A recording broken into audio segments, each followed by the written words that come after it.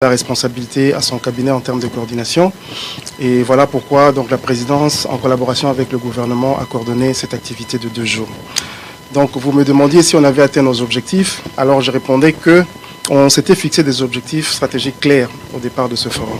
C'était dans un premier temps faire le marketing international du pays. Parce qu'en faisant les préparations, on s'était quand même rendu compte que la perspective du monde économique américain sur la RDC était un peu biaisée. Donc il fallait, avec force, avec l'autorité des membres du gouvernement présents, de refaire ce narratif-là, ce qui a été fait. Ça consistait en quoi? Il fallait d'abord démontrer qu'en termes de gouvernance, le pays avait fait des progrès. Il y a eu beaucoup d'initiatives, il y a eu beaucoup de réformes pour vraiment améliorer notre gouvernance dans le pays. Une première chose. En termes de paix et de sécurité, le président de la République, disais-je, a travaillé sans relâche. Vous avez tous suivi, depuis les rencontres, les accords de Luanda, Doha et même Washington, que le président ne lâche pas. Il veut vraiment ramener la paix dans le pays, condition sine qua non pour tout investisseur de vraiment de venir dans le pays. Alors, on a dit qu'il fallait aussi, dans le narratif, démontrer plusieurs autres choses. L'une des choses, c'est aussi, en matière de doing business, démontrer que le pays a mis en place des régulations, des incitations en termes de fiscalité. Il a mis en place des zones économiques spéciales pour faciliter justement l'attrait des investisseurs étrangers. Ça, c'est un message qu'ils n'avaient pas entendu, qu'ils n'avaient toujours pas compris. Il fallait souligner cela. On a dit aussi à nos partenaires américains que notre pays est un pays sérieux qui répond à ses engagements. En termes d'équilibre macroéconomique, de stabilité macroéconomique, nous avons fait beaucoup de progrès, de manière d'ailleurs régulière. C'est pour ça qu'on a eu 6 revues concluantes avec le Fonds monétaire. Et aujourd'hui, on est en 2e programme avec eux. Donc pour un investisseur étranger, c'est très important de connaître la santé macroéconomique d'un pays. Un pays qui ne maîtrise pas ses agrégats macroéconomiques n'attire pas un investisseur parce qu'il va craindre la rage taxatoire, parce que bon, l'État va compenser sur la taxation et donc lui, il va perdre ses revenus. Un autre point, c'était celui de la main-d'œuvre de notre jeunesse. Donc ici, on a, avec les membres du gouvernement et nous-mêmes, on a vanté la qualité de notre jeunesse, qui est une jeunesse dynamique, qui est prête à apprendre, qui peut apprendre toutes sortes de métiers. Donc, les investisseurs américains qui voudraient bien ramener les usines, petites et moyennes entreprises, même les grosses industries, ils peuvent compter sur cette main-d'œuvre qui est abondante, qui est dynamique, qui est un facteur intéressant de production. Je rappelais ici que la Chine a tiré profit de ce facteur de production depuis plusieurs années. Aujourd'hui, les autres pays lui en battent le poids, le Maroc et même la Turquie. Donc, ça fait partie donc, des avantages qui peuvent justement attirer les investisseurs chez nous. Ça, c'était une première chose. Donc, pour conclure, si vous permettez, Monsieur le Ministre, je disais que aussi, dans le combat que nous avions ici, il fallait dans un deuxième temps que vous, les membres du gouvernement, déployez dans cet exercice, les chefs d'entreprise privés ou publics, il fallait maintenant étaler toutes les opportunités d'investissement du pays qui pourraient justement susciter un intérêt auprès des investisseurs américains. Nous avons ramené ici un book qui représente près de 200 milliards de dollars de projets qui peuvent intéresser les investisseurs. Donc il fallait aussi présenter cela, montrer qu'il y a des réelles opportunités d'investissement qui pourraient leur apporter aussi du revenu. Voilà. Alors peut-être qu'avant que le ministre du Commerce extérieur ne puisse intervenir, monsieur le conseil spécial, hier, j'ai rencontré justement des représentants de la société SpaceX. Il y avait parmi nous des représentants de grandes universités américaines. Pourquoi vous avez voulu associer à ces discussions ceux qui représentent le monde universitaire ici? Très bien, parce que le monde industriel tire sa substance d'abord dans le monde scientifique. Et c'est très important parce que la ministre de l'enseignement supérieur et recherche scientifique était aussi ici. C'était important d'engager des synergies entre les universités américaines et les universités en RDC pour justement susciter ces labs, comme on dit, de recherche et vraiment soutenir notre industrie renaissante. Peut-être qu'on aura l'occasion d'y revenir dans des questions. Monsieur le ministre du Commerce extérieur, vous traversez les mondes pour faire justement le bruit, entre guillemets, le bon bruit autour de produits qui viennent de la République démocratique du Congo. Hier, vous aviez eu le privilège de dire plus ou moins le mot inaugural. Vous avez demandé aux Américains, s'ils aiment les affaires, qui viennent faire les affaires en République démocratique du Congo. Au bout de ces 48 heures, est-ce que votre appel a été entendu? Oui, merci beaucoup. Moi je pense qu'il faut remercier le président de la République pour une chose. c'est que depuis plusieurs années, il s'était construit une sorte d'obscurantisme autour de la RDC. Et l'opposé de l'obscurantisme, c'est la lumière. Tout à fait. Et donc, le président de la République, lorsqu'il a déployé cette armada à travers le monde, dont nous-mêmes, c'était de déboulonner, parce que c'est le terme qu'il a toujours utilisé, c'était de déboulonner l'obscurantisme pour que la lumière vienne et que le monde entier commence à voir de bons yeux la République démocratique du Congo. Et nous avons été à la première ligne envoyée par le président et la première ministre. Et aujourd'hui, aux États-Unis, pourquoi le président de la République a choisi effectivement que nous nous retrouvions ici aux États-Unis, la capitale du monde, comme on peut l'appeler, c'est la grande puissance, la première au monde. C'est parce qu'effectivement le président Donald Trump a donné des signaux positifs vis-à-vis des États-Unis au point de vouloir un partenariat stratégique renforcé avec la RDC. Et l'opinion doit savoir pourquoi est-ce que les États-Unis veulent avoir un partenariat stratégique renforcé avec la RDC. Vous savez, il y a des blocs qui se bousculent à travers le monde. Il y a d'un côté le bloc occidental et de l'autre le bloc chinois. Tout le monde se rend compte que c'est le combat des grands autour de la supériorité que doit posséder l'un ou l'autre. Or, la supériorité passe un certain nombre de la maîtrise des outils. Et ces outils-là, c'est parmi les outils stratégiques liés à la défense. Et il se pourrait que les outils de la défense nationale pour chaque pays sont issus de la manipulation d'un certain nombre de minéraux. Quand vous voyez les missiles balistiques aujourd'hui, le guidage des missiles, c'est fait à l'aide des minéraux, notamment le cobalt, notamment le coltan, notamment le lithium. Toutes les composantes qui entrent dans les condensateurs, ça vient de tous ces minéraux-là. Et les États-Unis ont compris effectivement que pour continuer à maîtriser le monde, il faut qu'il y ait un partenaire en face d'eux. Et ce partenaire, c'est la République démocratique du Congo. Voilà pourquoi le président a choisi ce partenariat-là, pour que ce forum vienne s'établir ici, parce que ce n'est pas le gouvernement qui va investir en République démocratique du Congo. L'invitation ici, c'était pour que nous venions expliquer au secteur privé qui va tenir les leviers économiques pour que le secteur privé soit crédibilisé ou soit rassuré de faire les affaires avec la RDC. Et donc, notre gouvernement a apporté ce message-là pour dire à l'opinion américaine que la RDC, c'est réellement un pays des affaires. Que l'autre face qu'on a toujours présentée, c'est une face présentée pour cacher effectivement les opportunités importantes qu'il y a. Lorsque vous examinez le secteur, qu'il s'agisse de l'agriculture, du secteur minier, du secteur des transports, les infrastructures, l'énergie, c'est la manipulation des milliards à travers le monde.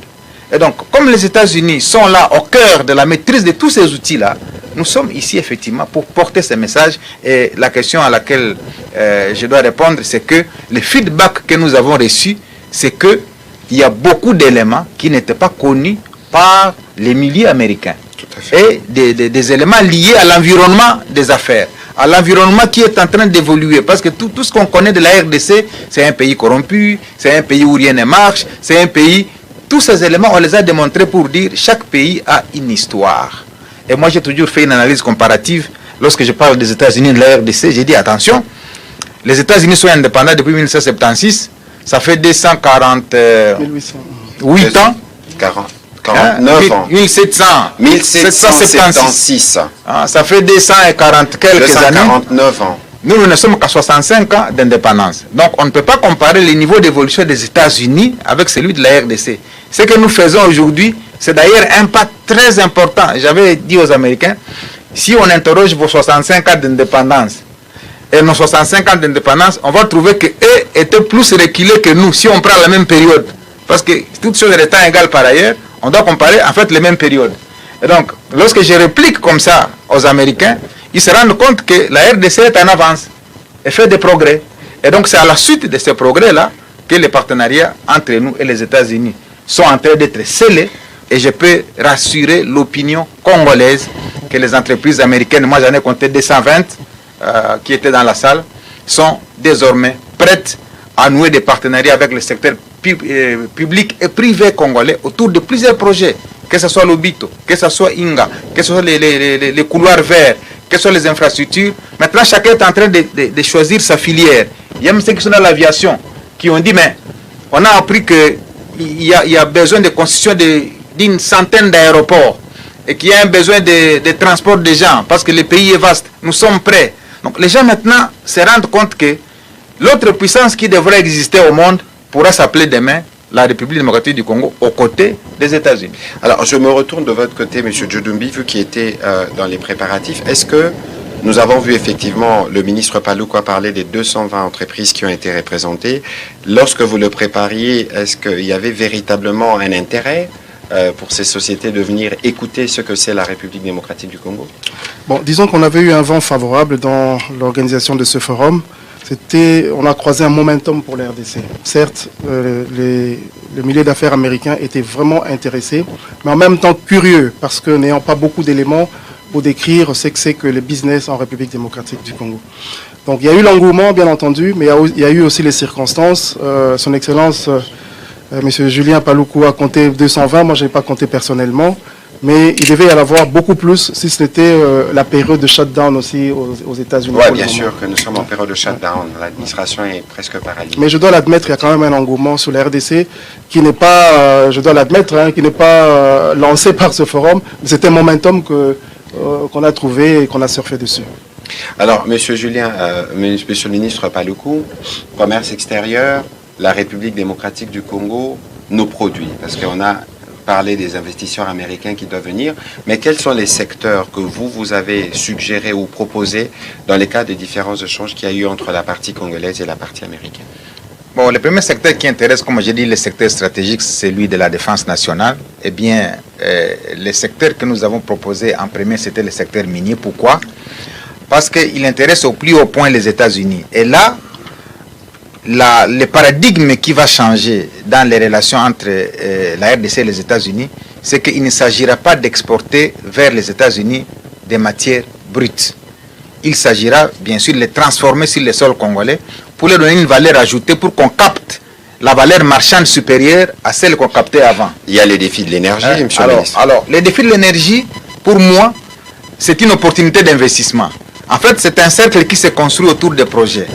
Lorsqu'il y a manque d'énergie, et qu'il y a manque de routes, et qu'il y a manque de nourriture, c'est la jonction des partenaires que nous devons mobiliser pour que l'un se trouve dans l'énergie, l'autre dans les routes, l'autre dans les chemins de fer, et l'autre dans la transformation. À ce moment-là, le premier constitue le marché de l'autre. Ça devient une économie circulaire.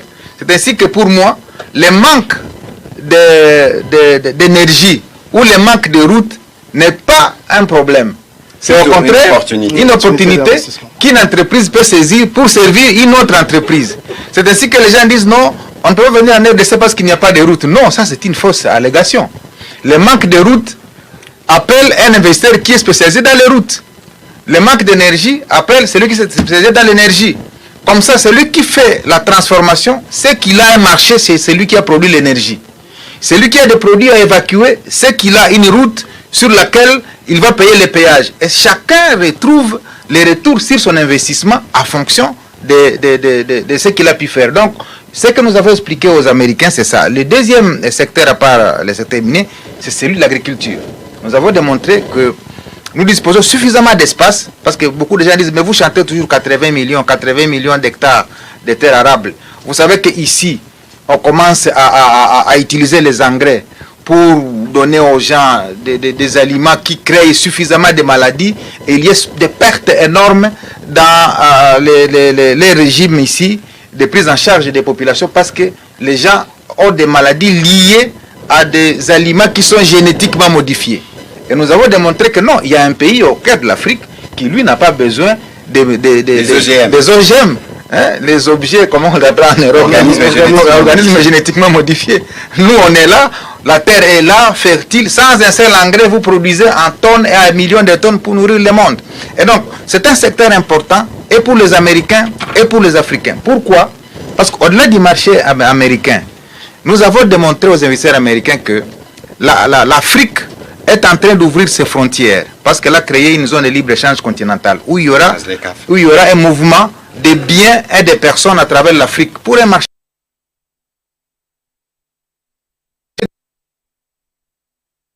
vous avez autour de vous 1,4 milliard de consommateurs que vous pouvez servir. Même si vous ne pouvez pas prendre de tous les marchés, à supposer que vous preniez seulement 10% de 1,4 milliard, ça fait 140 millions de consommateurs que vous servez immédiatement. C'est presque la moitié de la population américaine. Et donc, ces informations-là, lorsqu'on les porte aux partenaires américains, ils se disent, mais c'est des discours qu'on n'a jamais entendus. C'est la première fois qu'on attend ce genre de démonstration. Et nous, on avait une autre image de la RDC. Et donc, les partenariats qu'on veut construire sur les biens à amener aux États-Unis ou à ramener d'ici, c'est un partenariat gagnant-gagnant basé sur ces cadres renforcés des partenariats. Et nous avons évoqué la question de l'AGOA. L'AGOA qui est cette loi américaine qui permettait effectivement aux entreprises de l'Afrique de ramener les produits ici sans paiement des frais de douane. Bien sûr, l'administration actuelle est en train de vouloir définir un autre modèle, un modèle qui ressemble à l'AGOA, mais qui permet et aux États-Unis et à l'Afrique de gagner sans que ça ne puisse altérer économiquement l'un ou l'autre. Et donc, nous sommes sur la définition au niveau du ministère du Commerce et celui des États-Unis d'un modèle semblable à celui de African Growth and Opportunity Act. C'est ça l'AGOA. Un modèle semblable à celui-là pour que finalement les partenariats entre nous et les États-Unis soient vraiment basés sur des indicateurs qui permettront et à la population de se retrouver et aux deux gouvernements également de se retrouver. Alors, Monsieur le Ministre, vous avez parlé de 1,4 milliard d'habitants en Afrique. La République démocratique du Congo, avec ses 9 voisins, à la fois Afrique australe, Afrique centrale, Afrique orientale, c'est à peu près le 5e de toute cette population, s'il faut faire l'addition de toutes ces populations. Ça veut dire que le cœur de l'Afrique bat effectivement en RDC. Et ceux qui vont y investir pourront effectivement trouver leur profit. On va commencer la série des questions avec des professionnels de médias qui sont ici à Washington. On va commencer par M. Oscar Mbalkaïch de la télévision nationale.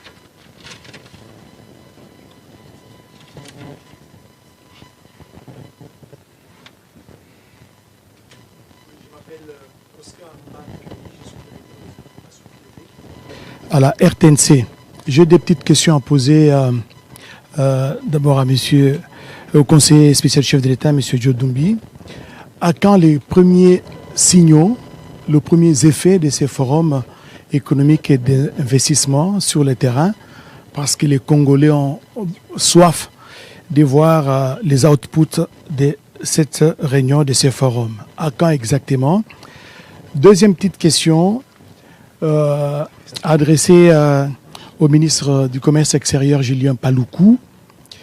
Je voudrais savoir si ces forums constituent une sorte de balise pour les deals annoncés il y a quelques mois entre les États-Unis d'Amérique et la RDC, ou bien nous sommes déjà de plein pied dans ces deals américains.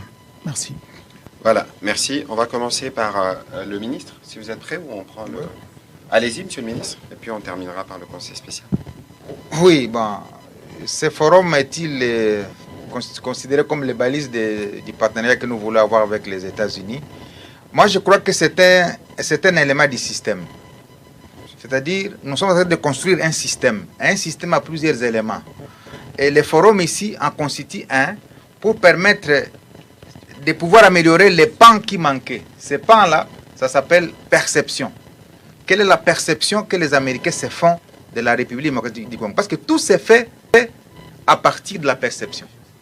Et on condamne la RDC pour dire, mais vous organisez des forums, vous allez à gauche, à droite, vous dépensez suffisamment de moyens. Mais je dois dire à l'opinion congolaise que si vous voyez des pays qui attirent des investissements aujourd'hui, qui organisent des réunions tous les jours, qui attirent des gens, c'est parce qu'ils ont investi dans la construction de l'image. Et ça manquait à la République démocratique du Congo. On a fait longtemps sans investir dans la construction de l'image du pays. Absolument. Ça fait que le taux de fréquentation du pays a été très faible parce que l'image était mal perçue à l'extérieur. Donc ce que nous faisons, les gens pensent que nous sommes heureux d'être dans les avions. Les avions font mal. Quand vous quittez Kinshasa, vous allez à Osaka, c'est plus 9 de l'heure de Kinshasa. On vous demande de quitter Osaka, vous venez à Washington. C'est moins 5 ou moins 6. Quand vous deviez dormir, on dit il faut être dans une réunion. Et quand vous quittez ici, je quitte ici, je vais à Genève. Parce que je dois aller parler à la CNUSED, qui est la conférence des Nations Unies sur le commerce international. Donc tout ça, c'est pour le président un déploiement massif de son armada pour que peut-être au bout de 5 ans, de 10 ans, la perception là qu'on avait sur la RDC va changer et l'élément que vous avez demandé, quels sont les outputs? Les outputs ne seront pas immédiats, il va répondre. Les outputs, même vous, c'est là où j'ai dit, l'immédiateté a hanté l'esprit des Congolais. Même quand vous allez au champ, vous allez cultiver. Moi, j'ai vécu là où on cultive le café. Quand vous plantez un caféier, mais vous n'allez récolter que le café après 3 ans. Même quand vous cultivez les haricots, vous n'allez récolter les haricots qu'après 2 mois ou 3 mois ou 6 mois. Ça veut dire les Congolais sont hantés par un esprit de dire, ils sont aux États-Unis, maintenant on va voir demain qu'est-ce qui va se produire. Non, demain il ne va rien se produire. Il faut qu'on soit clair. Demain, il ne va rien se produire. On est en train de construire, on est en train de planter comme on le fait dans un champ. Maintenant, le temps de la récolte va arriver. Peut-être ça pourrait même être sans nous. Ce que nous faisons aujourd'hui, ça peut arriver que le Congo, lorsqu'il va recouvrer l'intégralité de son image, peut-être nous, on sera en train d'observer pour dire, savez-vous ce qui se passe là? C'est nous qui avions construit ça. C'est nous qui avions planté ça. À ce moment-là, d'autres seront en train de manger, si je dois utiliser le terme que vous aimez, manger les fruits de ce que nous aurons planté. Donc c'est comme ça que se construit une nation. Une nation ne se construit pas sur la durée d'un semestre, d'un trimestre. Une nation se construit sur 10, sur 15, sur 20 ans. Je crois que cette perception-là est aussi importante à connaître par notre population. Mais c'est pour ça que justement nous parlons régulièrement de changement de narratif et c'est complètement triste et anti-patriotique de voir qu'il y a des Congolais qui ont à un moment pensé que leur stratégie devait se fonder à combattre les efforts que nous faisons pour obtenir aujourd'hui des investissements massifs des Américains en République démocratique du Congo. Mais ce que nous faisons, nous ne les faisons pas pour le président Tshisekedi, encore moins pour nous-mêmes.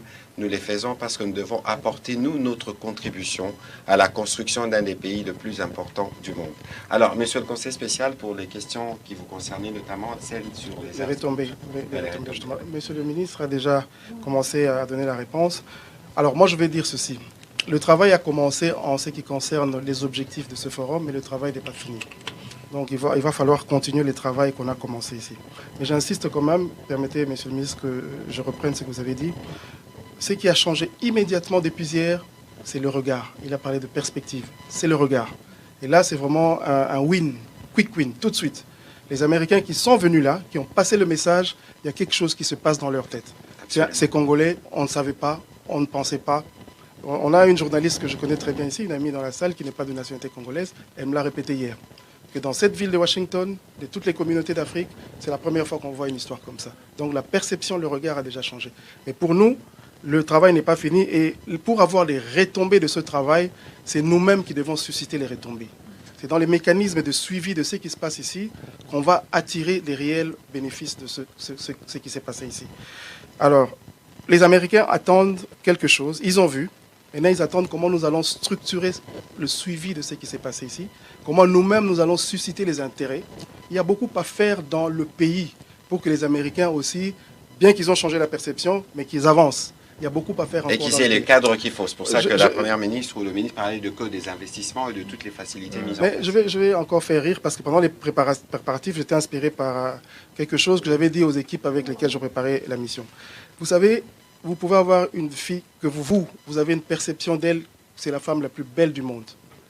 Mais si cette fille, elle prend de l'âge et qu'il n'y a toujours pas un homme qui frappe à votre porte, vous devez vous poser, vous, la question, parce que vous la trouvez belle. Vous devez vous poser la question, est-ce que l'extérieur la trouve belle?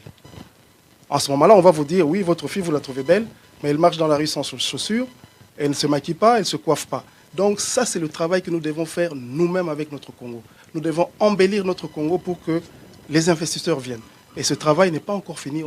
Je sais que les membres du gouvernement s'y emploient activement. Et ici, c'est l'occasion pour moi de saluer M. Julien Paluku et ces deux messieurs, ils sont fantastiques. C'est vraiment des guerriers hors pair en termes de marketing international de la RDC. Voilà. Malheureusement, les journalistes n'applaudissent pas. Mais merci beaucoup. Alors, on va passer le micro à Madame Aria. Avant qu'il ne parle, je pense qu'il y a un élément important qu'on doit souligner dans l'ouverture du forum hier avec les Américains. C'est la première fois que je vois des Américains qui sont arrivés à 10 heures et jusqu'à 13h, 14h, ils sont dans la salle. Ça, c'est un élément important qui semble être anodin, mais je voulais les relever. Mais qui a marqué l'intérêt, justement. Qu'il y ait un intérêt. Vous ne pouvez pas rester assis, suivre des gens pendant 4 heures s'il n'y a pas un intérêt. Alors que vous avez d'autres obligations à faire. Nous sommes aux États-Unis, c'est un monde de business, c'est un monde des affaires. Quand quelqu'un perd ses 4 heures consacrées à la RDC, c'est qu'il y a un intérêt. Donc je voulais vraiment mettre... Oui, voilà. Ariana, on vous a mentionné tout à l'heure. On va vous donner la parole si vous avez des questions spécifiques et puis on prendra les questions de M. Marius Munga et les autres journalistes dans la salle. Please go.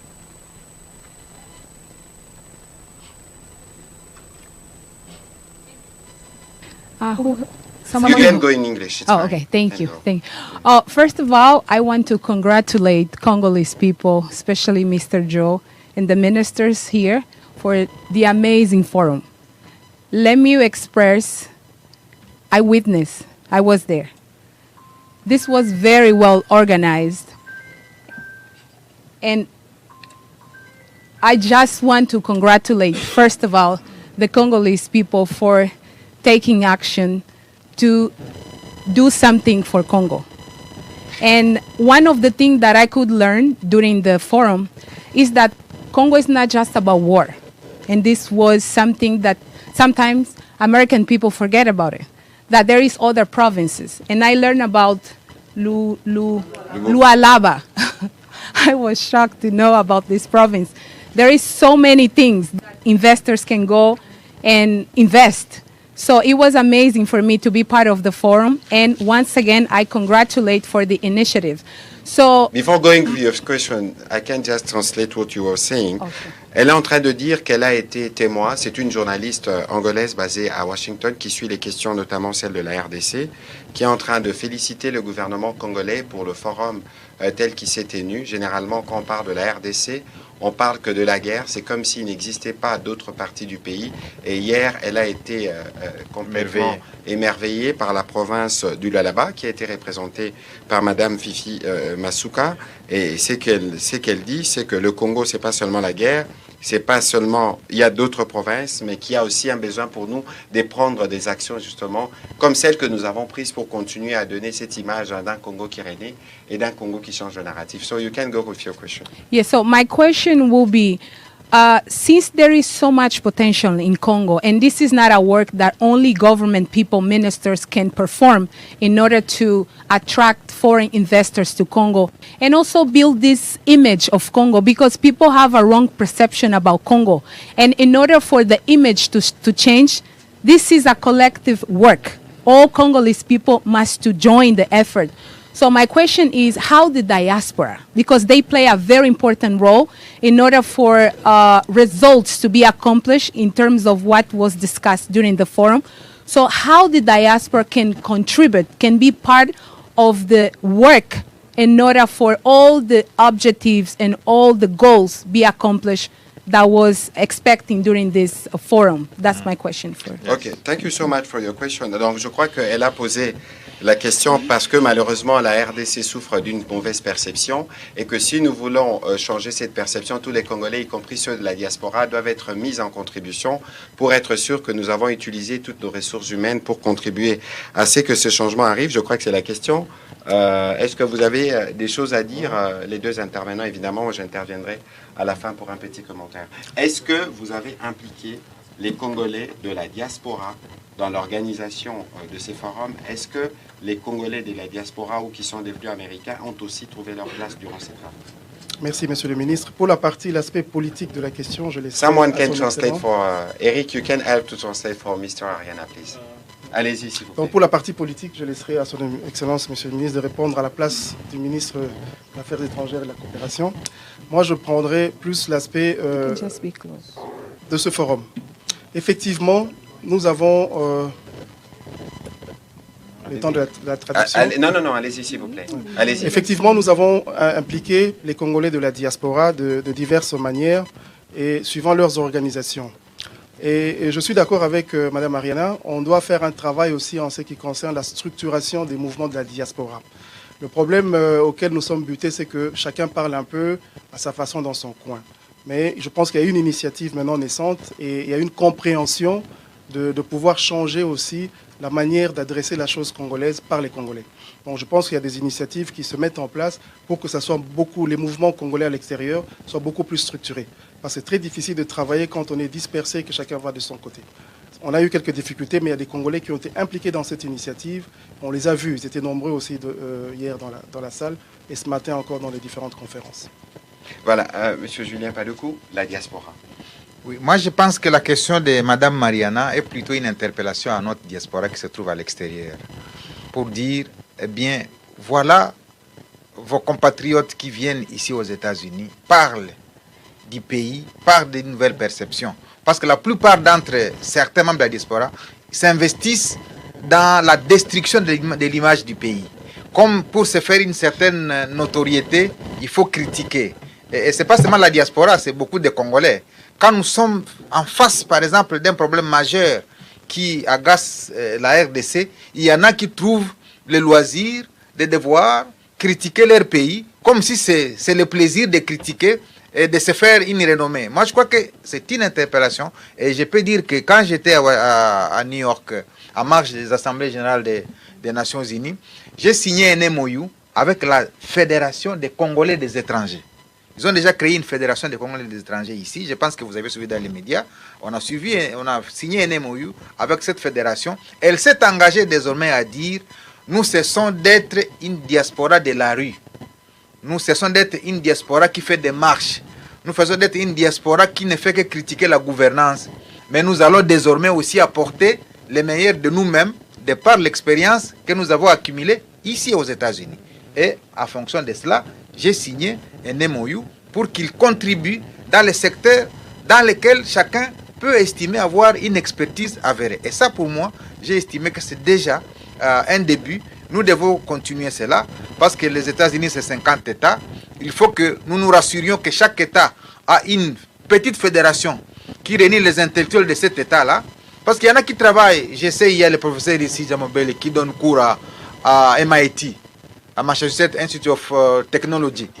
C'est les rares des Congolais qui a même inventé le téléphone Okapi, qui est ici aux États-Unis, qui donne cours à la prestigieuse université de MIT. Il y en a qui sont à Harvard, il y en a qui sont partout ailleurs. Donc je considère que l'interpellation de madame est destinée plutôt à notre diaspora pour qu'elle s'organise chacune dans l'état où il se trouve des Congolais et ensemble maintenant ils peuvent dire voici la contribution que nous apportons à la RDC pour que finalement ce pays-là qui nous a vu naître ressemble au pays qui nous a accueillis à travers la contribution. Mais voilà. Je crois que c'est une interpellation qui nous concerne tous, hein, bien au-delà évidemment de l'apport considérable de la diaspora, parce que la diaspora aide beaucoup de familles à vivre à Kinshasa, mais le moment des enjeux qui sont les nôtres aujourd'hui, il faut faire la nette démarcation entre ceux qui relèvent du politicien et ceux qui relèvent de la construction. C'est ce que je fustigeais tout à l'heure, que de voir des leaders, certains leaders politiques qui mettent des moyens, y compris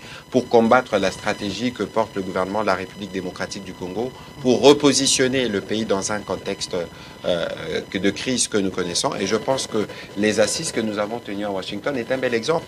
Tout à l'heure, la Première ministre a passé notamment sa matinée à recevoir de groupes des femmes congolaises qui travaillent dans divers secteurs ici à Washington, qui se disent prêts à nous accompagner, y compris dans le travail de narratif, de la perception, pour que notre pays cesse d'être perçu comme ces pays où il n'y a que des guerres, pour que notre pays cesse d'être perçu comme ces pays corrompus, parce qu'au sujet de la corruption, il y a évidemment d'énormes efforts que nous faisons. Monsieur Djodumbi le disait tout à l'heure, je ne sais pas si tout le monde fait attention, que pour la première fois, nous avons réussi 6 revues successives du Fonds monétaire international. Ça veut dire que nous avons des critères quantitatifs et qualitatifs de comment nous gérons. Et si le pays était aussi corrompu que d'autres en parlent, je ne suis pas sûr que nous atteindrons ces programmes et que nous aurons autant mobilisé à la fois des appuis budgétaires, mais aussi le portefeuille d'investissement de la Banque mondiale. Donc cessons de nous faire harakiri et nous tous approprions-nous de notre pays et assurons-nous que nous contribuons au-delà de ceux qui sont en responsabilité à construire une nation forte en Afrique centrale.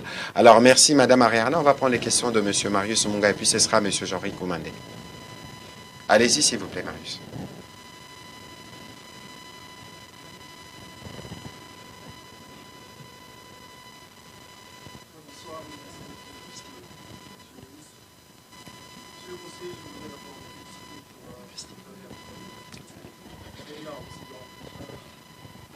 je vis ici à Washington, D.C. Je pense que c'est la première fois qu'on a vu un événement aussi grand organisé par la RDC. Donc toutes mes félicitations pour ça. Alors j'aurais 2 questions à poser. La première, ce sera adressée à M. Paluku. Et puis la deuxième, ce sera à vous, M. Mouyaya. Vivant aux États-Unis, j'ai une idée de comment les Américains font les business. Vous savez également, avec l'expérience que vous avez avec les Chinois, comment ils font le business. Et la façon des Américains à s'adapter à un territoire où on fait les business est complètement différente de la façon chinoise. Alors comment est-ce que le gouvernement congolais compte travailler derrière pour rencontrer la façon de faire le business des Américains pour faire avancer le projet sur lequel vous êtes en train de travailler? Alors, M. Mouyaya, tout à l'heure, quand je vous entends parler, vous parlez beaucoup de la narrative. D'abord, je voudrais vous féliciter pour tous les efforts que vous faites chaque jour pour parler anglais et l'améliorer. Et je suis très fier de vous, monsieur le ministre. Quand je vous vois sur des plateaux de télé où on parle anglais, vous parlez anglais. Et vous serez d'accord avec moi qu'aujourd'hui, dans le monde, la langue du business, c'est l'anglais. Et quand quelque chose est interprété... Alors, quels sont les efforts que le gouvernement congolais est en train de faire pour que, à la venue de ce deal que nous voulons tous dans différents domaines, que les Congolais sur place soient formés pour communiquer, pour être en mesure de communiquer avec les autres business anglais? Ce n'est pas, monsieur le ministre, une occasion pour le Congo de changer aussi sa langue officielle, tout en y ajoutant peut-être l'anglais, comme l'ont fait d'autres pays afin d'avancer le monde du business en RDC? Écoutez, c'est une préoccupation pertinente. Je commence et puis le ministre Paluku va terminer sur le sujet. Je crois qu'il n'y a pas d'inconvénient. Peut-être qu'il faudra... Alors, c'est un sujet qui est particulièrement chaud. Si on dit qu'il faut faire la révision de la Constitution, y compris pour introduire l'anglais comme langue officielle, d'autres l'interpréteront autrement. Mais je pense que pour un pays comme la République démocratique du Congo, je disais tout à l'heure que je me donne personnellement les défis de commencer à apprendre le mandarin. L'enjeu n'est peut-être pas de parler anglais comme les Américains ou comme les Britanniques. L'enjeu, c'est d'être sûr qu'avec notre accent français, on est sûr qu'on peut parler anglais et nous faire comprendre. Et je pense que c'est un effort que nous faisons. Et vous voyez que autour notamment de notre diplomatie, nous avons la ministre des Affaires étrangères qui aussi, à sa manière, apporte cet atout parce que la République démocratique du Congo, ceux qui investissent les plus dans les mines, ceux qui investissent les plus dans ce que nous avons comme potentiel sont anglophones.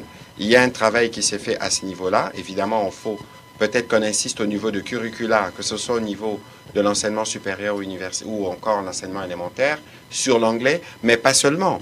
Et il y a un grand focus que nous mettons dans la formation professionnelle. Parce que bien au-delà, nous étions au Japon avec le ministre Paluku à Osaka. Les Japon ou la Suisse ou la Genève, vous va y aller. Je crois 60 à 70% des personnels sont formés à travers la formation professionnelle ou l'apprentissage des métiers. Et pour un pays comme la République démocratique du Congo, avec cette masse de jeunes que nous avons, c'est un point essentiel. Et donc, considérer que le message est capté et que l'enjeu pour nous, c'est pas simplement de parler anglais à l'extérieur. L'enjeu pour nous, c'est de nous assurer qu'y compris dans nos 4 langues nationales, que les Congolais sont pleinement informés et impliqués dans la dynamique de développement que nous avons relancée. Alors peut-être pour introduire la réponse du ministre Paluku, et il a dit lorsqu'il a commencé à parler, chaque pays a son histoire, chaque pays a son contexte. Aujourd'hui, nous partageons évidemment les valeurs américaines. Mais les valeurs américaines ont eu un moment de croissance et de maturité. On peut parler des démocraties, on peut parler de lutte contre la corruption, ou encore on peut parler de bonne gouvernance. Mais s'il faut parler de lutte contre la corruption, n'oubliez pas que ces pays a existé Al Capone. À l'époque du Far West, comment ça fonctionnait. Et donc aujourd'hui, nous avons la possibilité d'aller d'ailleurs plus rapidement parce que nous avons la possibilité d'apprendre des autres. Alors le conseil que nous donnons aux investisseurs américains, alors il faut nous regarder avec les yeux d'Africains, dans notre contexte, avec nos difficultés, et ne pas nous regarder avec un regard américain où vous voulez venir dans un cadre où tout est déjà prêt, tout est déjà assaini. Et donc, il y a une part de risque à prendre. Ce n'est pas anodin le fait que vous ayez parlé des Chinois, Parce que les Chinois, justement, ils ont un modèle qui leur permet de s'adapter plus rapidement et d'avancer peut-être plus rapidement. Mais les Américains aujourd'hui, je pense qu'avec l'administration Trump, ils ont compris les messages et la venue massive des investisseurs à nos travaux hier illustre justement un chapitre nouveau dans la coopération économique entre les deux pays, en attendant évidemment la finalisation du deal entre le gouvernement et le gouvernement américain. Mais le cadre a été propice pour préparer justement l'arrivée d'autres investisseurs qui ne pourront pas directement être touchés par ce qui se discute autour du deal. Alors, Monsieur le ministre Padou. Oui, il y a un élément important que je dois apporter à la connaissance de l'opinion américaine. C'est que depuis 2013 à Bali, en Indonésie, il y a eu une conférence ministérielle qui avait adopté en fait l'accord sur la facilitation des échanges. Cet accord est entré en vigueur le 22 février 2017. Depuis 2017 jusqu'à 2025, la RDC n'avait pas ratifié cet accord. C'est avec le président Félix Antoine Tshisekedi que, comme ministre du Commerce extérieur, nous avons été poussés pour qu'on puisse être dans les standards du commerce international. Et nous avons fait passer la loi au niveau du gouvernement. On a obtenu la loi d'habilitation au niveau du Parlement. Et le 10 juillet, le 11 juillet... le jour de ma naissance, le 10 juillet. je me suis retrouvé à Genève pour déposer les instruments de ratification de la loi sur la facilitation des échanges, pour dire que la RDC s'inscrit dans la dynamique mondiale du commerce international. Et donc, ça, c'est un élément, un outil important qui rassure aujourd'hui tous les partenaires, y compris les partenaires américains. Deuxième élément, ce sont les lois du pays. Parce que le partenariat a comme socle les lois. Eh bien, nous avons une catégorie de lois que je vais évoquer.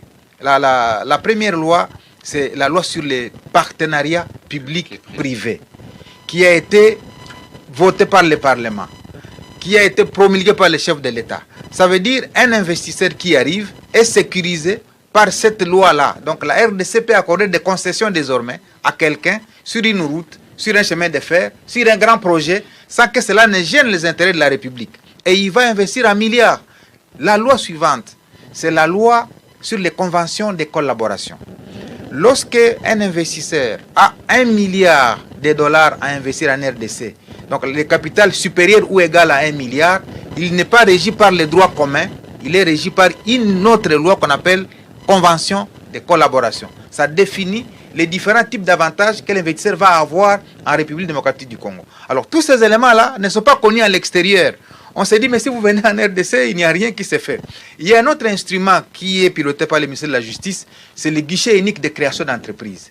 Au gouvernement, on est en train d'accélérer pour que dans les 48 heures, lorsque vous avez soumis votre demande de création d'entreprise en RDC, vous puissiez obtenir toute la documentation.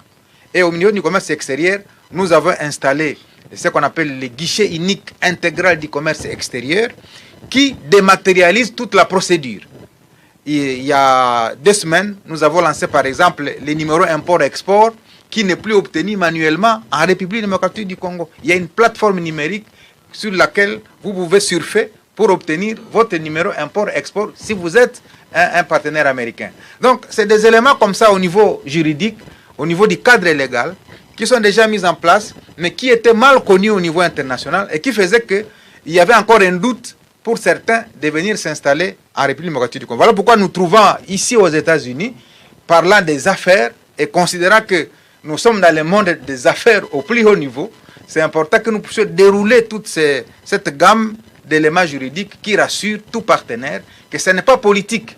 C'est au-delà du président, c'est au-delà du ministre, c'est au-delà de la première ministre. C'est des lois qui sont impersonnelles, qui ont été votées par le Parlement et qui s'appliquent à tout investisseur sans qu'il n'y ait aucune influence politique. Ça, c'est un élément important qui rassure, qui fait partie du cadre juridique important que nous avons mis en place au niveau de notre gouvernement. Très important de le rappeler. Alors, on va prendre les 3 ou 4 dernières questions parce qu'on doit terminer. On va commencer par Jean-Ric Oumandé. Bienvenue Bakoumania. Osé Manzanza. Et on terminera par Achille Kadima. Avant, ce sera Cédric Elina. Bon, voilà. Mais pour autant que chacun pose une seule question, ça nous permettra de gagner. Allez-y, monsieur Jean-Ric, s'il vous plaît. Je ne sais pas comment je vais faire. Allez-y, s'il vous plaît. Voilà. Alors, je voudrais savoir, pendant les travaux, quelles sont les préoccupations émises par les hommes d'affaires américains et quelles sont les réponses que vous leur avez données, parce que c'est important. On a entendu plusieurs fois... Mais les préoccupations sont plurielles. Peut-être qu'il faut être plus précis parce que les questions portaient à la fois sur les secteurs miniers, les secteurs agricoles, les secteurs forestiers. Sur le secteur minier, voilà. Voilà. Et puis, il y a eu cette question sur le climat des affaires, c'est revenu plusieurs fois. Est-ce que pour vous, c'est un défi ou c'est une interpellation qui vous pousse à mener beaucoup plus de réformes? Pour les conseillers spéciaux, c'est juste de savoir, on a vu beaucoup d'investisseurs dans la salle, beaucoup d'entreprises qui étaient représentées, mais on voudrait quand même savoir quelles sont ces entreprises-là, parce qu'au Congo, il y a toujours des doutes, on dit, bon, il y a eu des gens qu'on a vus, mais c'est quelle entreprise?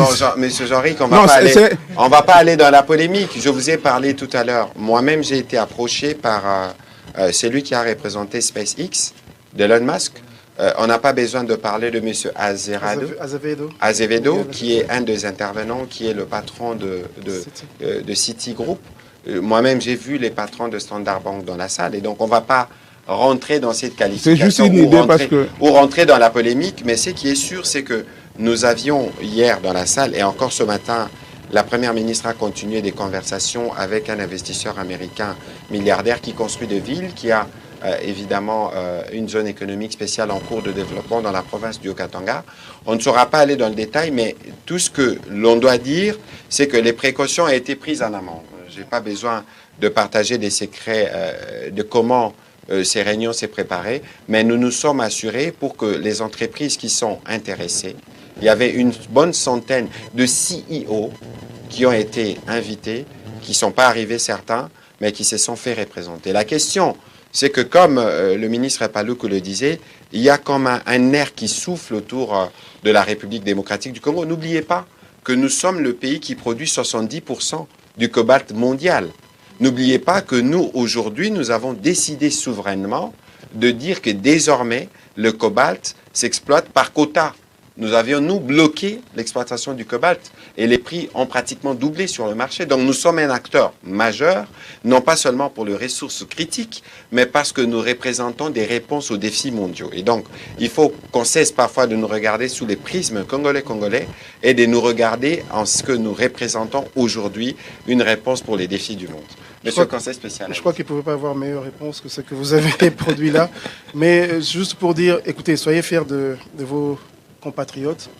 Et on a vraiment remué ciel et terre. On a utilisé tous les moyens. Je vais vous donner un exemple. Vous n'étiez peut-être pas au courant. Mais hier, le gouvernement américain a délégué 2 personnes.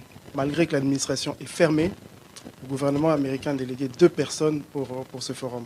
C'est beaucoup de fierté pour la République. Hein. Donc il faut prendre ça comme ça aussi. Parmi les investisseurs qui étaient là, ceux qui étaient à la table de la Première ministre, ils sont tous billionnaires en termes de worth income. Il n'y avait pas de petites sociétés de 20 millions de dollars, 100 millions de dollars. Mais c'est des gens très importants qui sont venus hier, très très très importants. Monsieur le ministre a cité des noms, c'est des gens que dans ma vie normale que j'aurais pas pu rencontrer, pas pu serrer la main. Mais c'est peut-être ma fonction de conseiller spécial qui a fait que je sache leur parler, qu'ils viennent dans la conférence. Soyez fiers de ce que la République peut produire. Voilà. Monsieur le ministre Paluku, est-ce que vous avez un commentaire? Non, le commentaire, c'est de dire, bon, c'est ça. En fait, les journalistes, Jean-Ric a traduit ce que pensent les Congolais au quotidien. Donc, c'est ça le travail des journalistes, c'est les doutes, mais il doit ajouter comme intellectuel les doutes méthodiques. C'est-à-dire, ne pas seulement croire à ce qui se dit. Vous savez, c'est que les gens qu'on a vus là, et vous avez même les départements d'État qui étaient représentés par celui qui est venu au milieu de la conférence. Ça montre l'intérêt. Maintenant, le climat des affaires. Le climat des affaires, c'est un travail qui se construit au jour le jour. On ne peut pas dire qu'on a atteint les points d'achèvement, comme on le dit, de l'amélioration du climat des affaires. Non, nous sommes dans un processus de construction des fondamentaux pour que le climat des affaires s'améliore.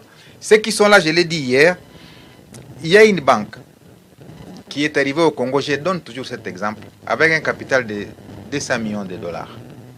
En 5 ans, la banque pèse 5 milliards. C'est un exemple que je donne. Pour vous dire, la RDC, c'est un monde des affaires.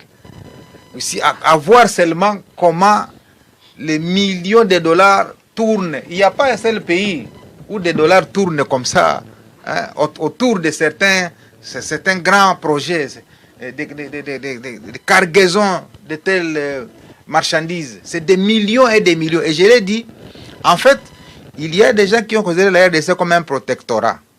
Et ils cachent la bonne information pour continuer à gagner seul. C'est pas pour rien que j'ai dit ça. Alors, ils considèrent que c'est un protectorat. Si on donne la vraie information, il y aura beaucoup de gens qui viendront gagner avec nous. Mais nous, comme gouvernement, nous ne voulons pas gagner avec ceux qui sont là seulement. Nous voulons gagner avec beaucoup de gens. C'est pourquoi nous lançons un message pour dire, on vous a caché la bonne information. Américains, venez vous joindre aux autres qui sont là. Vous trouverez que ces gens ici, ce sont vraiment des gens qu'il faut fouetter parce qu'ils nous ont caché la bonne information. Il y a du business en RDC. Il y a du bon business en République démocratique du Congo et dans tous les secteurs. Voilà mon message. Et écoutez, on va prendre la question de Bienvenue Bakoumania, mais il y a un potentiel de croissance extraordinaire en RDC. Dans les années 2000, il y avait 200 000 comptes en banque. Nous sommes en 2025, il y a au moins 10 millions de comptes. Si vous faites un petit calcul, vous allez voir que la croissance s'est arrivée à 500% dans les secteurs bancaires et nous avons un pays de 100 millions d'habitants. Donc il y a un potentiel de croissance extraordinaire pour ce qui viendra dans les secteurs bancaires, dans les secteurs des télécoms, dans les secteurs agricoles. C'est vraiment les viviers qui permettra à ceux qui viennent investir aujourd'hui de devenir plus puissants demain. Oui, monsieur Bienvenue Bakoumania. Vous avez parlé de 200 milliards d'opportunités ou de 200 milliards de projets chiffrés bancables. La deuxième question s'adresse au gouvernement. Vous avez ramené 2 provinces minières. Est-ce que le narratif pourra changer un jour pour que nous ayons dans de telles rencontres 2 provinces à vocation agricole ou 2 provinces à vocation de protection de l'environnement? Oui, il s'agit d'opportunités. Parce qu'on a travaillé pendant des mois en fait, avec les secteurs publics, secteurs privés, avec les chefs d'entreprise pour mettre sur pied un livre d'opportunités qu'on ramènera ici. Donc dans ce livre d'opportunités, il y a justement des opportunités où il y a des études de préfaisabilité, des études de faisabilité. Et tout ça, ça représente près de 230 milliards, si mes chiffres sont corrects, d'opportunités de business. Ouais. Monsieur Paluku, monsieur le ministre.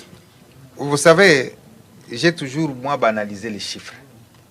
Quand on parle de 200 milliards, ça, c'est rien pour la République démocratique du Congo. C'est parce que nous sommes habitués à la précarité que nous pensons que 200 milliards, c'est beaucoup d'argent.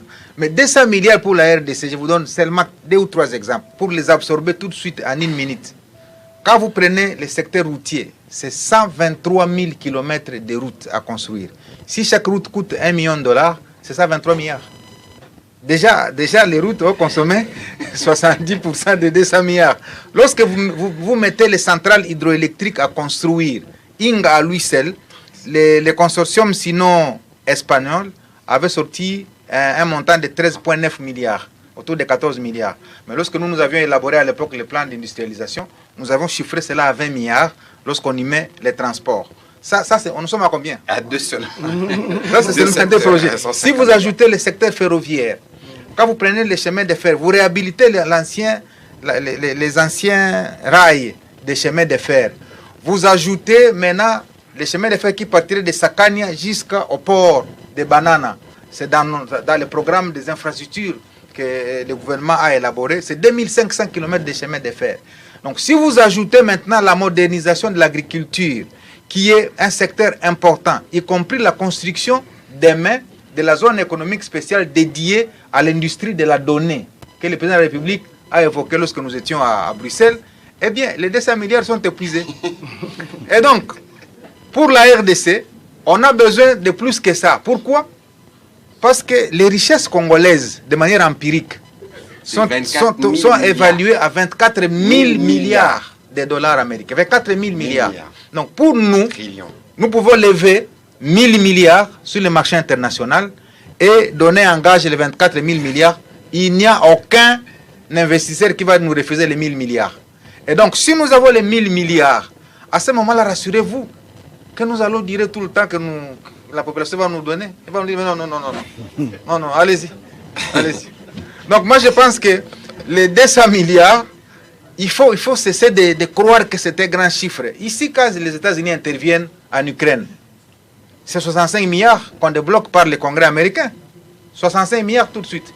Donc je crois que quand nous venons chercher ou lever des fonds ici, c'est parce que nous sommes rassurés qu'en levant 200 milliards, comme a dit le conseiller spécial, c'est un début pour construire les infrastructures. Parce qu'un auteur dit c'est l'infrastructure qui détermine la superstructure. Absolument. Donc lorsque nous aurons construit l'infrastructure, eh bien nous allons aspirer à la superstructure. Et nous sommes là en train de commencer, parce que je suis adepte de la célèbre phrase, pour commencer, il faut commencer. Voilà, merci. En RDC, il faut des New Deal, 50, 100 milliards directement, plutôt que ce que nous avons de manière générale. Alors, M. Achille Kadima, allez-y. Les mines, les provinces minières. Ah, oui. La question sur les provinces. Oui, oui. Bon, je crois que c'était sûrement une première édition où il y a un focus qui a été fait en fonction de premiers intérêts. Mais je pense que toutes nos 26 provinces sont étudiées. Je crois que la province du Maïndombe, c'est une province qui nous aide beaucoup à percevoir, à capter des fonds. On amènera le Nord Kivu grâce au carbone. Évidemment, le Nord Kivu, le Sud Kivu, parce que nous avons des potentiels de faire, en tout cas, des fortunes partout. Monsieur Achille Kadima, allez-y rapidement pour vos questions. J'ai une question que j'adresse au conseil spécial. On va peut-être m'accuser de vouloir vous pousser à aller vite en besogne, mais c'est un constat. Vous semblez plus focaliser votre attention sur New York et Washington, n'est-ce pas? À quand la percée vers les États comme Arizona, Tennessee ou Caroline du Nord, qui passent aujourd'hui pour le pôle de croissance économique aux États-Unis? Très bien, c'est une excellente question. Bon, il faut dire qu'on n'avait pas focalisé sur New York et Washington. Et vous savez, dans cette région aussi de l'Amérique, il y a aussi Texas qu'il ne faut pas oublier. C'est une région très économiquement très forte. Mais bon, il y a quand même des difficultés parce que les États-Unis, c'est très grand. Quitter la Californie pour un jour de conférence à Washington, ça demande beaucoup. C'est 6 heures. Dans l'organisation. Et pour vous dire vrai, il y a des chefs d'entreprise qui, dans leur agenda, ils ont booké que l'heure de la conférence. Ils atterrissaient, ils allaient à la conférence, après la conférence, ils reprenaient l'avion et ils repartaient. Donc c'est pas facile d'amener des grands hommes comme ça de partout aux États-Unis. Ce n'est qu'une première édition.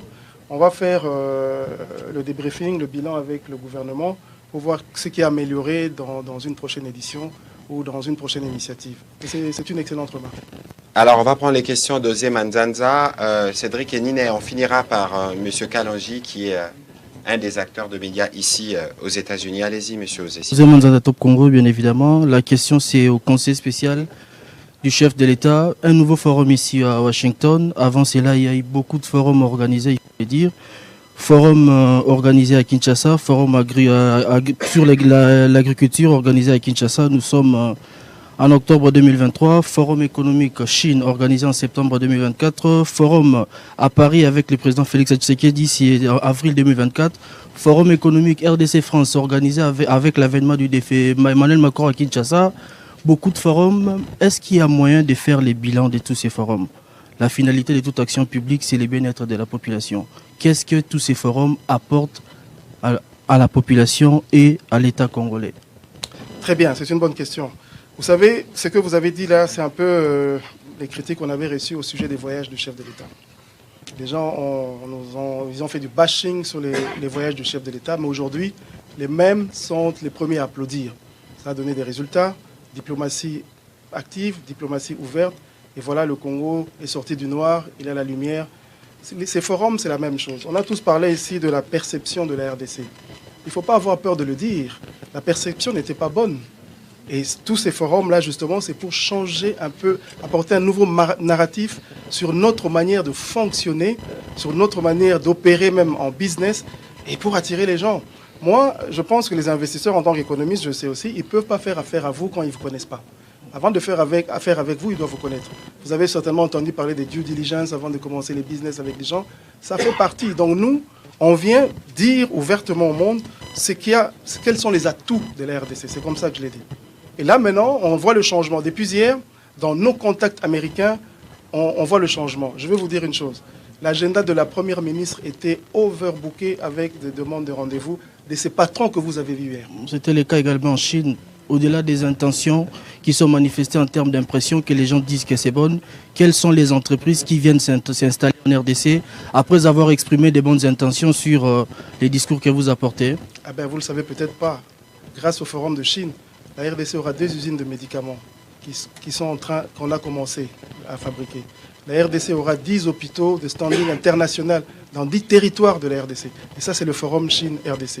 Non, il ne faut pas aller vite en besogne, parce que vous savez aussi, entre le moment où il y a l'intérêt, c'est-à-dire un lead, on détecte qu'ici, on peut arriver à une opportunité, les affairistes le savent, il y a tout un process. D'abord, on identifie, ça, on le transforme en opportunité, opportunité en projet réel, ça prend du temps. Ça prend du temps. Un investisseur ne va pas comme ça voir aujourd'hui, je vois avoir un potentiel et je vais à la banque, je prends l'argent, je donne. Ça ne marche pas comme ça. Dans le monde d'affaires, il y a d'abord, on identifie un lead, on le transforme en opportunité réelle, on avance avec des études jusqu'au projet et à son implémentation. Donc tout ça, ça demande du temps. Mais bien avant d'ailleurs, le ministre Paluku le disait tout à l'heure, lorsque vous regardez des grosses boîtes ici, je ne vais pas les citer pour ne pas en faire la publicité, les portefeuilles qui absorbent le gros du budget, c'est les portefeuilles de la publicité. Mais demandez-vous pourquoi le téléphone que vous tenez en main, cette société qui est connue mondialement, investit autant dans la publicité. Et donc il faut considérer que les forums, on peut en faire 1000 par an, mais pour autant que nous puissions parler de notre pays et que la perception qui est celle qu'on nous donne, qui n'est pas la nôtre, permet aux uns aux autres d'échanger, ne fût-ce que la manière de voir. Et c'est pour ça qu'hier, nous avons par exemple rappelé le combat du siècle en 1974, le Rumble in the Jungle, qui est un événement qui a marqué, historique, qui a marqué les relations américano-congolaises, mais pas seulement, mais tout le monde de la boxe tient ces combats comme référence en parlant du soft power. C'est dire aussi l'importance pour nous comme pays, bien au-delà de ces opportunités qu'il y a dans les secteurs miniers économiques, de présenter notre partie culturelle. Parce qu'aujourd'hui, les États-Unis sont réputés superpuissants, non pas seulement parce qu'ils ont des bombes, mais parce qu'aussi ils ont une industrie cinématographique qui a permis, par exemple, d'avoir une autre vue des fêtes américaines qu'on a vues au Vietnam et dans d'autres secteurs. Et donc, il faut considérer qu'on n'en fera jamais de trop. Tant que nous parlons de la RDC, tant que nous nous sommes appropriés notre narratif et tant que nous sommes ceux qui parlent de nous, personne ne les fera mieux que nous. On va prendre la question de M. Kalanji et M. Skedina. Vous pouvez avancer parce que nous allons terminer avec vos deux questions en même temps. S'il vous plaît, M. Kalanji. Oui, bonsoir tout le monde. C'est Kalanji TV. Des petites questions à vous trois, donc séparément. Pour M. Mouyaya, à quand la digitalisation et la numérisation de tous les systèmes congolais pour diminuer le vol, la tricherie et les maux de tête que nous avons? Deuxième question au ministre Paluku. La diaspora, Balingi Bayeba, est-ce qu'il y a une possibilité, au moins, exonération pour les gens qui veulent faire entrer les choses au Congo, qui sont congolais mais qui ne sont pas riches, qui ont peu de moyens, mais qui veulent aller investir chez nous? Comment, à la douane, ça se passe comment? Et entre-temps aussi, l'Obito avec Banana. Pouvez-vous dire un mot sur l'Obito? Je vois les corridors de l'Obito, on en parle trop, mais on ne parle pas sur le corridor des Bananas qui est à nous. Est-ce que vous pouvez dire un mot? Pour les conseillers spéciaux, une simple question. Comment pensez-vous laisser un couloir après ce forum? Allez-vous laisser un couloir entre nous et les États-Unis ou bien c'est fini? Vous reviendrez encore par après pour un autre couloir. Merci. Merci. Alors, la question de la digitalisation est une question centrale. Je pense que l'une des innovations du deuxième mandat du président de la République, c'est la création du ministère du numérique. Maintenant, on a même un ministère de l'économie numérique. Il existe une agence de développement du numérique. Et hier, la première ministre a pratiquement cité 3 fois M. Dominique Migisha qui dirige l'ADN parce que c'est un enjeu. Mais les numériques, c'est tout un écosystème. C'est tout un écosystème qui vient avec ce que la technologie impose, mais il y a évidemment une formation qui implique que les agents de l'administration apprennent à fonctionner de manière dématérialisée. Au gouvernement, nous sommes en train de travailler à l'installation de l'intranet. Nous avons déjà commencé le process, mais c'est un process qui va prendre du temps. Ce qui est bien ici, c'est que nous avons déjà la vision. Le président de la République parle du numérique comme un levier des développements. Bien au-delà, nous avons de jeunes qui se forment de plus en plus dans les domaines du numérique. Je pense que c'est une opportunité. Et c'est pour ça aussi que c'est intéressant que la thématique sur le numérique, la numérisation, la digitalisation, elle fait partie de points qui ont été abordés parce que c'est aussi une niche à la fois pour les Américains, mais aussi pour les Congolais qui sont ici, qui travaillent dans les secteurs. Donc, considérez que nous sommes en train de relever les défis, mais c'est un processus qui va prendre le temps que ça prendra. Monsieur le spécial, et oui, puis ce sera le ministre Paluku. C'était à propos du couloir. Donc, dans le processus, on va d'abord rendre compte à celui qui nous a chargé de faire cette mission. Donc, dès le retour, on doit rendre compte, on va rendre aussi compte de vos besoins, la diaspora. On a vu comment vous travaillez ici. on a eu des éléments pour vous aider à travailler mieux encore, à être plus percutant dans votre manière de soutenir le pays. On doit faire rapport, parce que moi, en tant que conseiller, je ne suis pas membre du gouvernement. Les membres du gouvernement, heureusement, faisaient partie de cette mission. Ils vont rendre compte aussi au gouvernement, ils vont en parler. Je crois qu'ils sont conscients qu'il faut structurer la diaspora congolaise pour qu'elle soit plus efficace. Sur ce plan-là, je pense que nous sommes tous alignés. On fera tous le plaidoyer pour vous et on va voir ce que le gouvernement et le chef de l'État décidera. En ce moment-là, on va implémenter ce qui est mieux pour vous aider à avancer. Alors, il y a un ministre délégué, d'ailleurs, le ministre Crispin Badou, qui s'occupe de ces questions au quotidien. Monsieur le ministre Paluku, l'exonération. Oui, et avant l'exonération, je voudrais dire que par rapport à la première question de la digitalisation, peut-être l'information vous échappe, eh bien, le gouvernement a adopté ce qu'on appelle la facture normalisée. Désormais, quand vous allez dans un marché, un supermarché, il faut demander la facture. Comme dans tous les pays ici où nous sommes. Ça, c'est déjà un outil introduit par le gouvernement. Pour que le gouvernement suive, en fait, sa TVA qui est collectée par les opérateurs économiques, mais qui n'est pas reversée à l'État. Et ça va faire exploser le budget de l'État comme jamais auparavant. Donc ça, c'est le premier outil que le gouvernement est en train déjà d'expérimenter. Le deuxième outil, c'est ce que j'ai cité, la loi sur la facilitation des échanges de l'OMC. Cette loi oblige le gouvernement qui l'a ratifiée de dématérialiser toutes les procédures. Donc ça va empêcher en fait la manipulation par les mains de nos agents et de la douane et des services de collecte des impôts et taxes. Il s'agisse de la DGI ou de la DGRAD. Donc cette ratification de l'instrument de l'OMC est une avancée significative dans la dématérialisation et la migration vers la digitalisation de toutes nos procédures. Ça, c'était important à rappeler. Maintenant, l'exonération, non. Ce n'est pas toute marchandise qui arrive à la frontière est exonérée. Non. Il faut être soumis à un certain nombre de critères.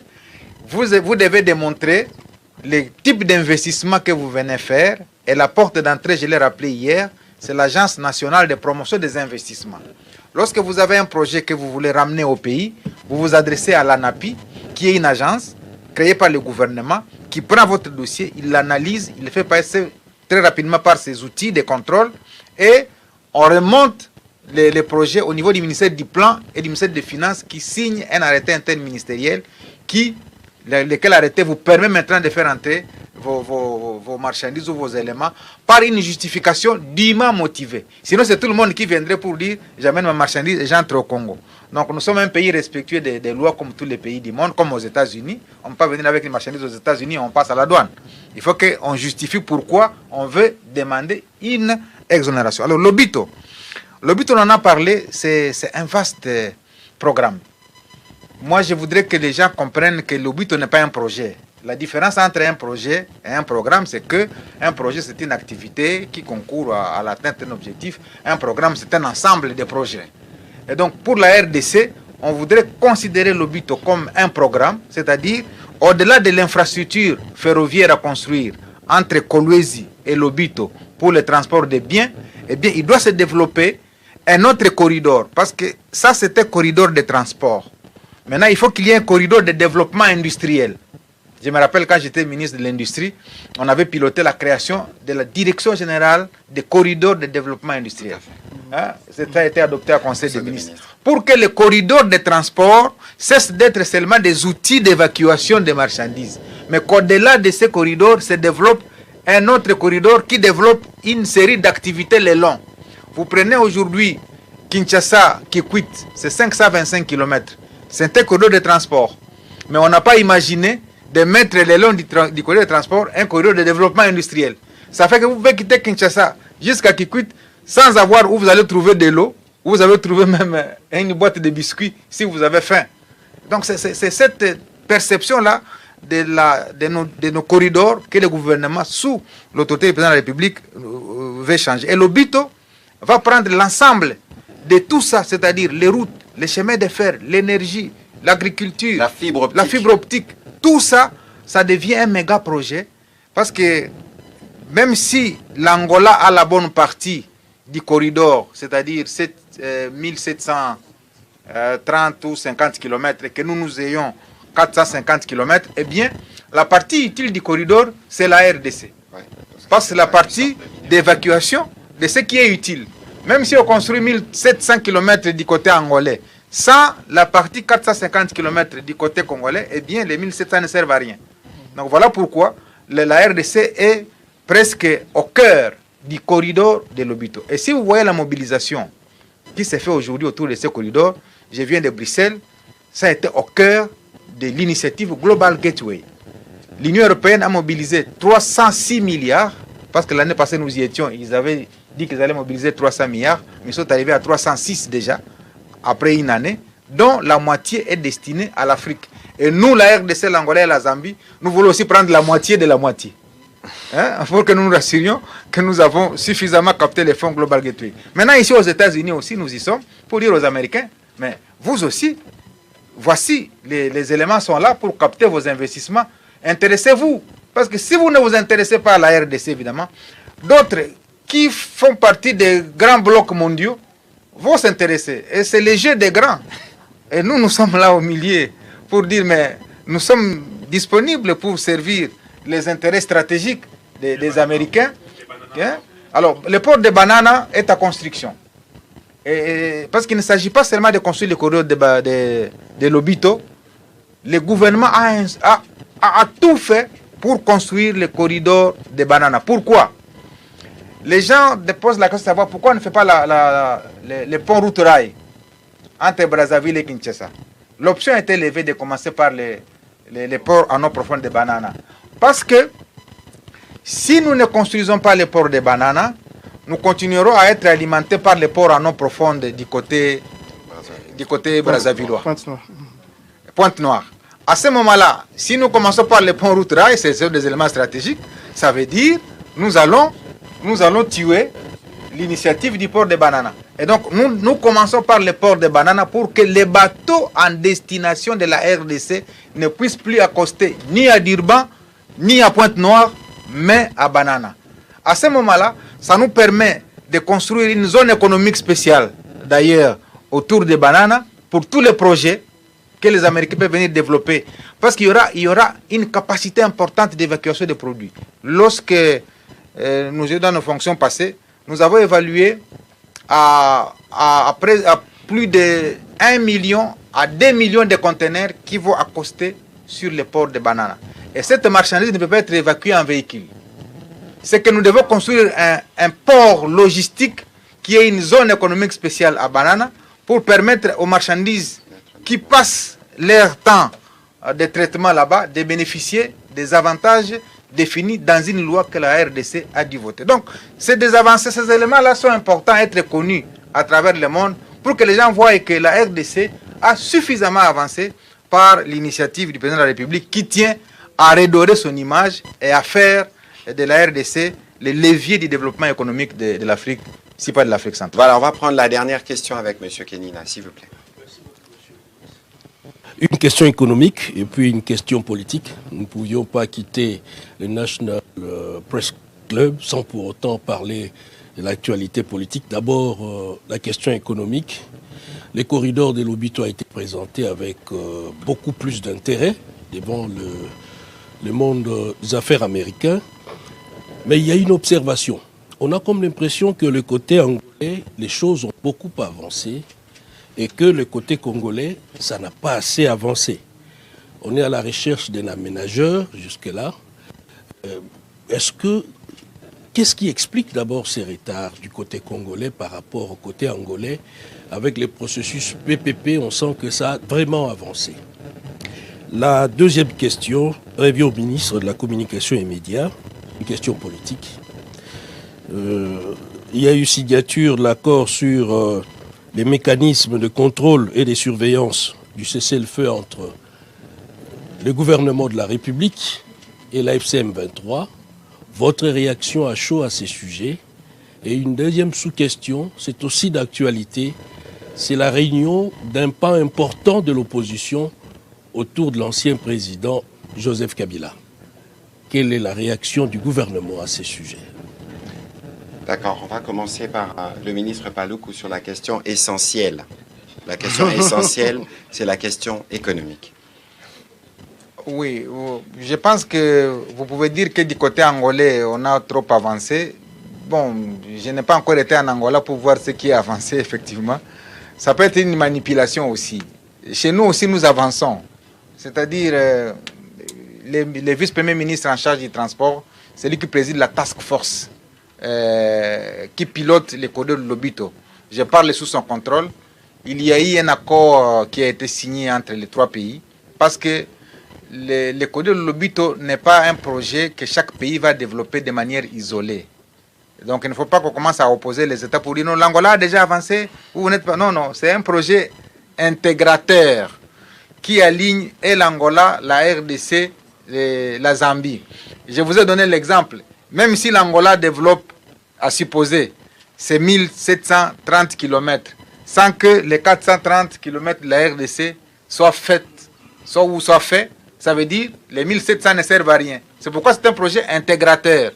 Donc, il peut y avoir en amont un engouement pour d'abord évacuer les 1700 km, ce qui est tout à fait normal, c'est stratégique.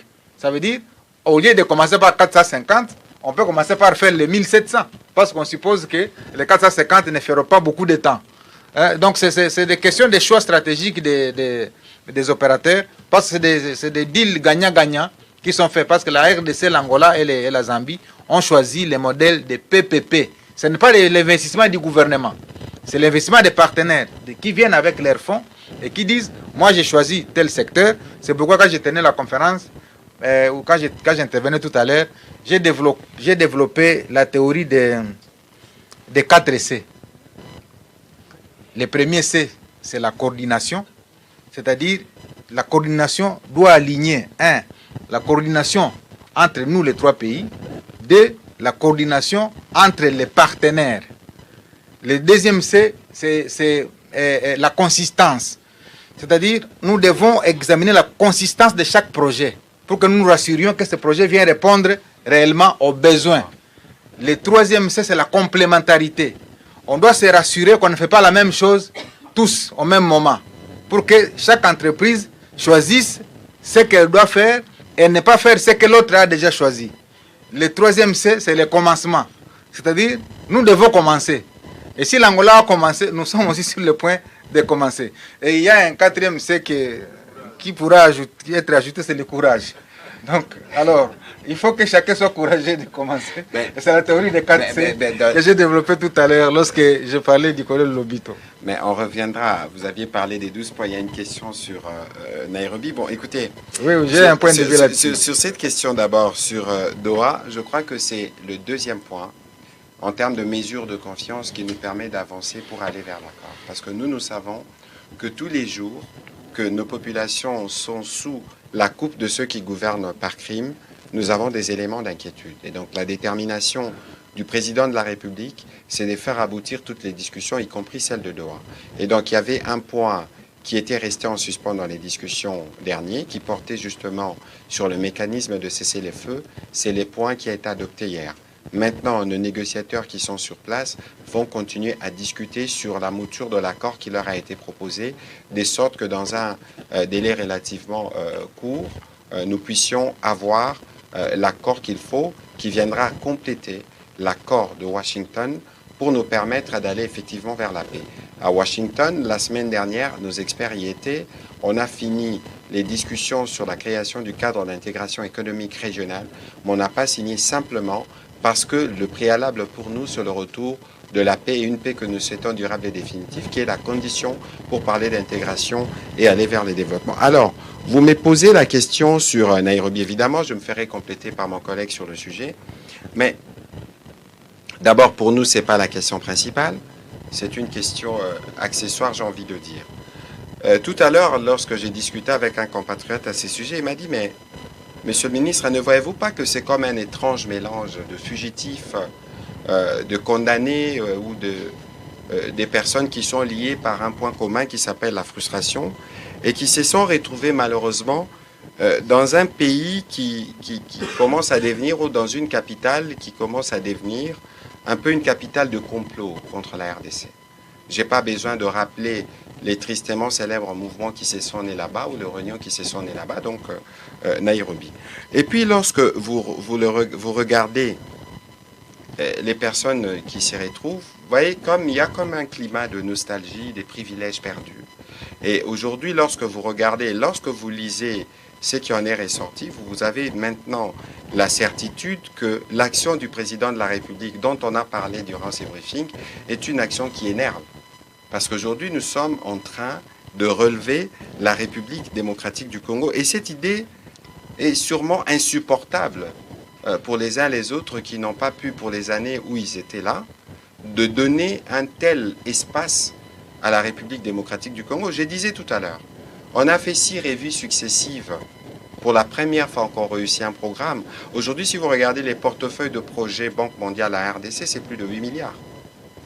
Alors aujourd'hui, si vous regardez la taille de notre budget, bien que ce soit encore modeste par rapport à nos capacités, vous voyez les efforts qui sont consentis. Si vous regardez la gratuité, nous sommes dans un pays qui quotidiennement est en train d'avancer.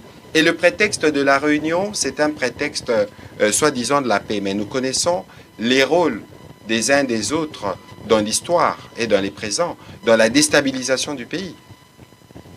Et donc il faudrait peut-être pas qu'on se trompe. Et malheureusement, encore une fois, ils se sont auto-disqualifiés parce que le président de la République disait à Bruxelles qu'il n'organisera pas, ou les personnes qui doivent participer au dialogue doivent être des personnes qui sont capables de nommer l'ennemi. L'ennemi n'a pas été nommé. Ça veut dire encore une fois qu'il y a cette forme toujours de complicité des Congolais qui veulent s'associer à l'œuvre de la destruction de ce que nous sommes en train de construire, parce que nous voulons trouver des solutions, non pas seulement pour les Congolais d'aujourd'hui, mais nous voulons trouver des solutions pour les Congolais de demain. Et donc, il faut considérer que pour nous, c'est un non-événement. L'événement était ce que nous avons fait à Washington, et que pour nous, aujourd'hui, quoi qu'il en soit, le président de la République a déjà tracé la voie. Nous avons un processus qui se tient ici à Washington, un autre qui se tient à Doha, et à l'intérieur du pays, le président de la République a déjà rassemblé toutes les confessions religieuses qui ont une feuille de route, et en tant que garant de la nation, article 69 de la Constitution, les moments venus, c'est lui qui décidera, mais il a déjà préalablement défini les lignes, parce qu'il ne sera pas question de faire un dialogue avec les représentants de ceux qui sont nos agresseurs aujourd'hui. Monsieur le ministre Paluku, vous avez sûrement un complément. Oui, j'ai 2 ou 3 commentaires. L'événement principal, c'est celui de la mobilisation des partenaires américains vis-à-vis de ce que nous voulons faire au pays. Et évidemment, il y a des réseaux qui sont là pour chercher à distraire l'opinion. Et on comprend les choix de cette date. C'est un choix stratégique pour chercher à montrer à l'opinion qu'il se passe aussi autre chose que ce que nous faisons ici aux États-Unis. Donc c'est une diversion. C'est comme ça que tu as parlé des non-événements. Vous savez, quand j'ai lu les documents, si vous prenez le point 3.2, vous voyez que le point 3.2 parle de la condamnation de ce qui se passe à Ituri et dans la partie nord Kivu sous état de siège. Vous vous posez la question des gens qui se disent congolais, qui condamnent ce qui se fait dans un environnement sous état de siège, mais qui ont la cécité, c'est-à-dire aveuglés, de ne pas voir ce qui se passe à Goma. Moi, je suis du Nord Kivu, j'étais gouverneur pendant 12 ans. Je connais les massacres qui se passent dans chaque localité au Nord Kivu. Mais des gens se réunissent qui se disent parler de la paix, mais qui ne savent pas dire au Nord Kivu et au Sud Kivu, voici ce qui s'y passe. Mais ils préfèrent aller citer Beni, hein, et Ituri. Je pense que quand on a dirigé un État comme la RDC, on doit s'empêcher d'avoir un certain nombre de comportements. Et lorsque j'ai vu les documents est signé par 12 personnes. Prenez les documents et prenez les 3 derniers noms et voyez l'écriture de ces 3 noms. C'est la même personne qui a écrit et c'est la même personne qui a signé. C'est-à-dire on est en manque même de trouver des gens qui devaient signer les documents. C'est 12 personnes. Lisez les documents, vous allez trouver 3 derniers noms. 9, 10, 11, 12. Même écriture et même personne qui signe pour dire qu'on est en manque de trouver. Et les personnes qui étaient supposées être à l'avant-plan n'ont même pas signé. C'est-à-dire, elles préfèrent exposer les autres pour qu'elles savent les retombées de cette fausseté qu'on a mis dans l'opinion. Donc, moi, quand j'ai vu ce draft-là, je l'ai considéré comme un chiffon que l'opinion congolaise ne doit pas considérer, parce que quand on a dirigé un État, on doit s'empêcher d'adopter un certain nombre d'attitudes. On doit avoir de l'honneur, on doit avoir une grandeur, on doit viser plus haut. À la place, quand on devient chef d'État congolais, ce qu'on doit viser, c'est d'être président de la Commission de l'Union africaine pour diriger les autres chefs d'État. C'est de viser de prendre la francophonie, parce que pour moi, c'est lui qui tient la francophonie ne mérite pas parce qu'on avait quitté la langue française. C'est de viser d'être secrétaire général de l'ONU. C'est ça les grands hommes. On ne peut pas être un grand homme pour dire à Nituri et au Nord Kivu, dans la partie Béni, il y a ceci, on va attaquer. Mais la posture des hommes d'État, c'est de concourir à la construction de leurs États. Ce n'est pas de les détruire. Moi, je voudrais lancer donc un message aux Congolais qui m'attendent en ce moment, qu'il s'agisse de ceux du Nord Kivu, du Sud Kivu et de l'ensemble de la République, que les gens qui se sont réunis autour d'un draft que vous avez vu dans l'opinion n'avaient que pour objectif de détourner l'attention de ce qui se fait ici aux États-Unis, qui est un fait mobilisateur pour relancer la constitution du pays, et que donc la RDC va se dresser contre toute personne qui va chercher à distraire sa marche vers l'émergence. Voilà, merci beaucoup Monsieur le ministre Paluku, merci à Monsieur Joe Dumbi, conseiller spécial, merci à vous tous de vous être mobilisés pour terminer ces 2 grands jours des discussions autour des investissements en République démocratique du Congo, évidemment avec le gouvernement américain. Nous nous tiendrons prêts pour un autre exercice de redevabilité parce qu'il est important que les Congolais puissent être régulièrement informés des initiatives en cours qui concourent justement à ces changements de narratif que nous appelons de tout neveu et qui va permettre à la République démocratique du Congo d'éclore son potentiel à 100%, n'en déplaise à certains nostalgiques des privilèges perdus. Merci et bonne soirée chez vous. Merci.